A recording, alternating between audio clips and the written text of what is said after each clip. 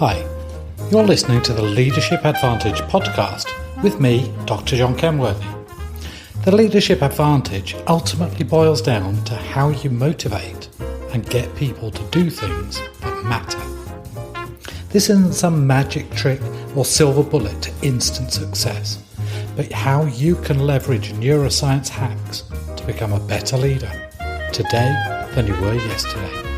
The Leadership Advantage. It's why some leaders thrive whilst others struggle.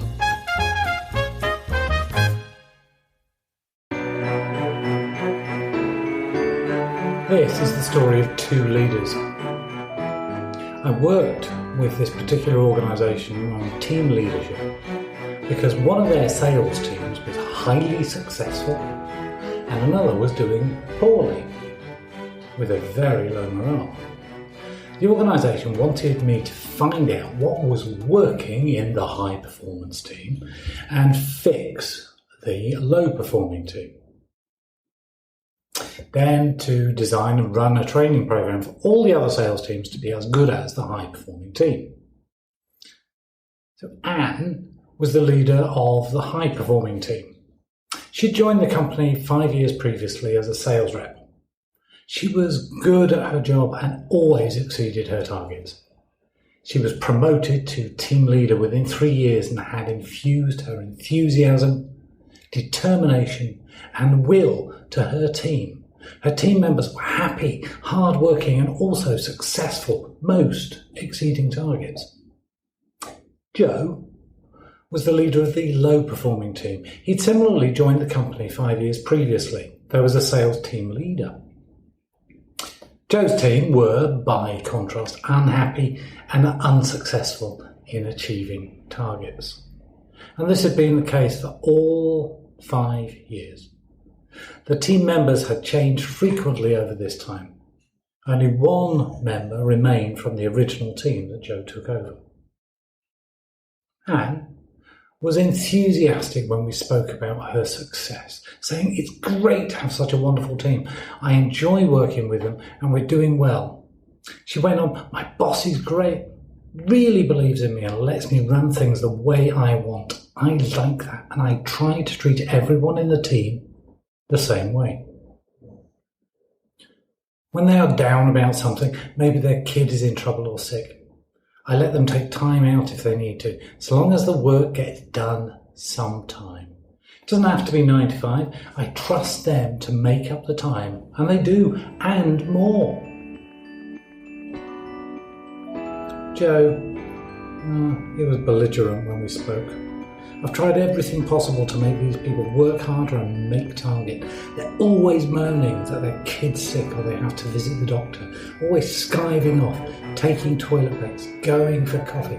If I turn my back for 1 instant, they're gone." When prompted, Joe continues, "My boss is pretty useless, only ever comes round at the end of the month to tell me off for not making target. To be honest, I'm fed up. I don't think I'll ever get this team to perform and the stress is making me sick." There are, of course, several things here we could expand on, but what was clearly apparent was that Anne's boss believed in her, and she in turn believed in her team and their abilities, that she could trust them and that they would deliver. Joe's boss didn't appear to be that concerned for Joe and didn't help Joe in turn. Joe then trusted his staff to skive and believed that she would never get the team to perform.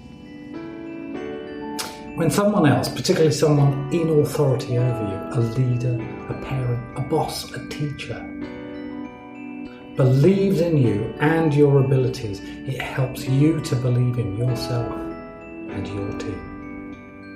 What you believe on the inside becomes manifest on the outside. This is usually the attitude that you portray and the way you communicate.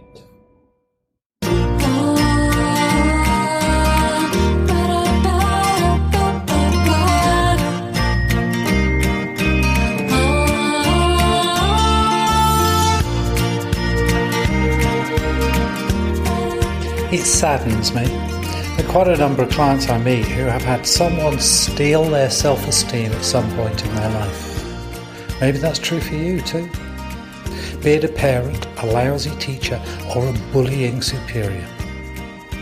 The good news for many is that it has helped them to turn victimhood into victory, making sure that they never do that to someone else.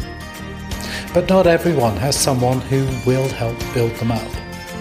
And unsurprisingly, those who, like Joe, tend to believe the worst of everyone were themselves robbed of their self-esteem earlier in their life and career. The great news, though, is that you can turn it around by appreciating your own value, your own core strengths, and choose to edify yourself. And the quickest, the most effective way to build yourself up is remarkably simple. Believe in someone else today. That's right. In order to build yourself up, become established in the core you, your core strengths, and stand for what you want in life, is to believe in someone else, to improve your performance and their performance. Believe in someone else today. And if by some chance you are wishing that your parents, teachers, boss, etc.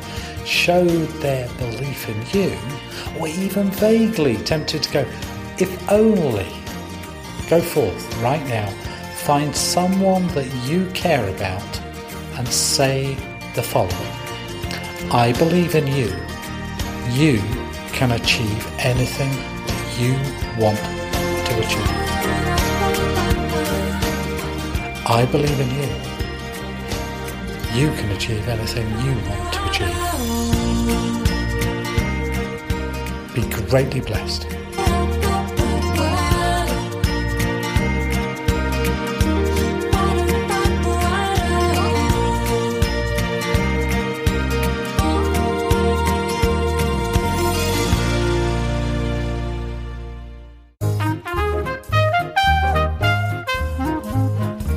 Thanks for listening to the Leadership Advantage podcast. You can learn more on how to motivate and get people to do things that matter over at my website at leadershipadvantage.com.